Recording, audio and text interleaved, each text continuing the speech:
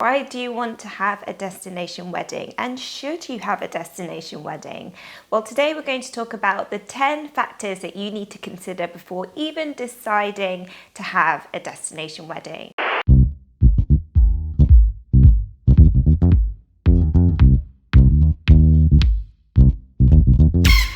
But first, if you like this sort of content, then please do subscribe. Out of all of these 10 factors, we will be diving deep into all of them over the next couple of weeks. So subscribe to this YouTube channel for more tips every single week. And let's begin. The first factor is it even possible? Let's address the elephant in the room. I know that so many people feel really anxious about this. They want to know that given the way that the world has changed, is it possible to have a destination wedding? Is there a future for destination weddings? I can confidently say that destination weddings are not going anywhere, but we will dive into this question a little bit more on our Wednesday video. So do check out our Wednesday video when we'll talk about the future of destination weddings and whether it's even possible. The second factor is, where are you thinking? This seems like a really simple question. Why are you even mentioning this, Olivia? Well, it might not be as clear-cut for you, and where is a huge factor in your destination wedding planning. As travel lovers, you probably know tons of possible countries that you could get married in, places that you can imagine your wedding being. Maybe you already have a little shortlist going of potential locations. Do you want it to be in the same time zone that you are? Do you want to be able to speak the same language? Do you want it to be a short haul flight away or a long haul flight away? All of these considerations come into play when deciding on your perfect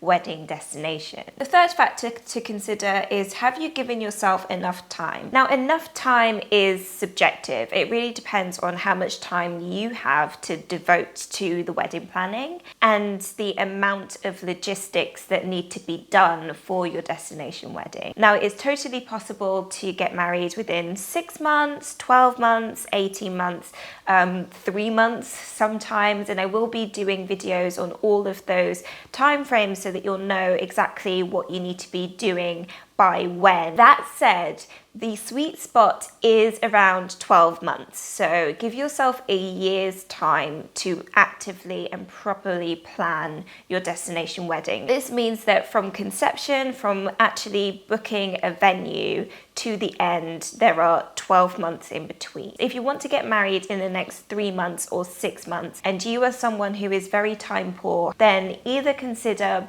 getting a wedding planner or consider having a home wedding instead. The logistics of a destination wedding means that more needs to be devoted to it. The more time you have, the better you'll feel. The fourth factor is, can you afford it? Most people assume that destination weddings are always cheaper than home weddings, and this really isn't the case. To be honest, with all of the extra hidden costs and flights and accommodation and things like that, there's a very good chance that you will end up spending the same amount that you would have at home at your destination wedding. It's just that you might get a little bit more for your money. So do your research about your chosen country, see what the average budget spend is for your number of guests, and see if you are able to stretch to that. The fourth factor is, can you handle the extra logistics? One of the big questions I get often is it more difficult to have a destination wedding? Yes, it is. There are lots of logistical things that make it a little bit more challenging. Just the act of flying abroad, booking hotel blocks for yourself and your guests, arranging tours and extra events, trying to decide on key factors like your styling and the flow of your day at a distance. All of those things make it a little bit more challenging to do a destination wedding than you would at home. This is particularly amplified if you decide to do your destination wedding planning on your own, which brings me to my next point. The sixth consideration is, do you want a wedding planner and can you afford one? Famously, I'm someone who doesn't believe that everyone needs a wedding planner. I think that it's not in the means of everyone. Not everyone can afford a wedding planner, and some people just really enjoy the planning process on their own and have the time to do so. So if you are in that camp, then absolutely go forth. If it is within your means and you are someone who just wants the extra support or doesn't have a whole lot of time to devote to your destination wedding planning,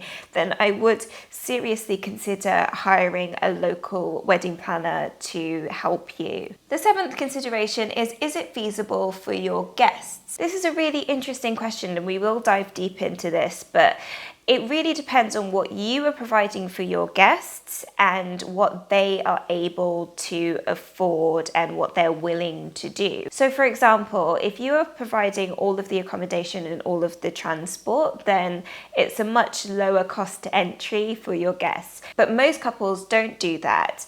Guests will be paying for their own accommodation and also sourcing their own flights. That's totally fine to do and totally fine to ask for, but remember that you need to think of what is in the means of your particular guest list. It's not just about what you can afford, it's also about what they can afford. Another factor in this is, do your guests even like to travel? Are your guests willing to go abroad for your wedding day? Are they excited about that prospect, or does it seem like a drag? Are they already complaining about it?